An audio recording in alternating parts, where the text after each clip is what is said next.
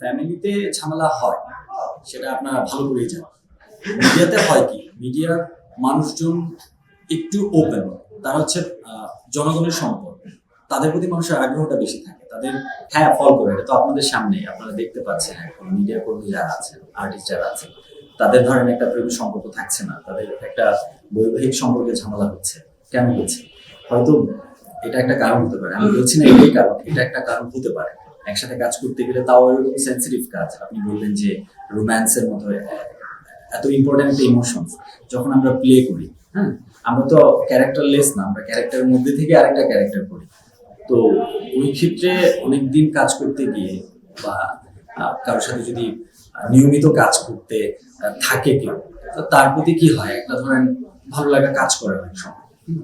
আমি অস্বীকার করছি না, ভালো লাগা কাজ করে, বাট ওইটা যদি প্রেমের সম্পর্ক হয় বেটার, কারণ ভালোবাসার চেয়ে ভালো সম্পর্ক তো আর হতে পারবে না। তারপরে যদি দুইটা মানুষ সিদ্ধান্ত নেয় যে তারা একসাথে থাকবে, তাহলে তো আর কোনো কথাই নেই।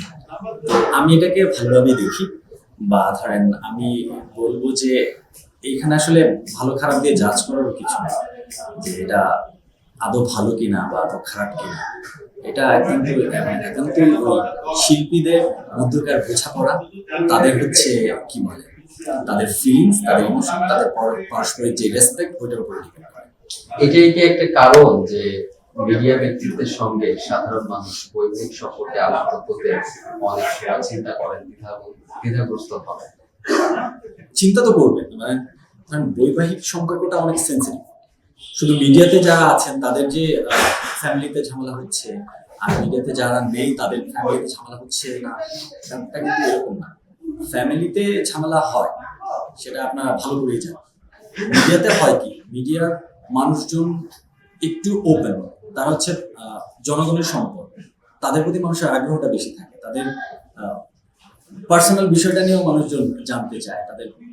সো এই আমার কাছে এই দুইটা জিনিস খুব আলাদা মনে হয় না, এটা আমাদের সমাজেরই একটা অংশ। সবশেষ জানতে চাবো সেটা হচ্ছে, রমজানের পরে আমাদের বড় উৎসব ঈদ। ঈদ নিয়ে আসলে আপনার কি পরিকল্পনা? ঈদের দিনটা কিভাবে কাটান? ঈদের শপিং, কি খেতে পছন্দ করেন, একটু যদি বলতেন। ঈদের সবচেয়ে পছন্দের খাবার আমার সেমাই। আমি ধরেন ঈদ ছাড়াও সেমাই খেতে পারি, আমি প্রত্যেকদিন সেমাই খেতে পারবো, আমার কোনো সমস্যা নেই।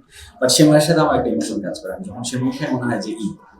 ঘুম থেকে উঠে সেমাই খাওয়া মানে আমার মনে হয় যে আজকে হয়তো ঈদ। আর ঈদের দিনটা পরিবারের সাথে কাটানোটাই আমার কি বলে, ছোটবেলা থেকে কাটিয়ে এসেছি। এখনো ধরেন যদিও এখন পরিবারটা হয়ে গেছে, ভাইয়ারা আপনারা সবাই দেশের বাইরে চলে গেছে, তো বছরে হয়তো দুই একবার, 5 বছরে হয়তো একবার এরকম ঘটে যে সবাই একসাথে ঈদ করি। তো ওই দিনটার জন্য আমি আসলে ওয়েট করি। এইবার ইনশাল্লাহ আমার পুরো ফ্যামিলি একসাথে থাকবো আমরা ঈদে।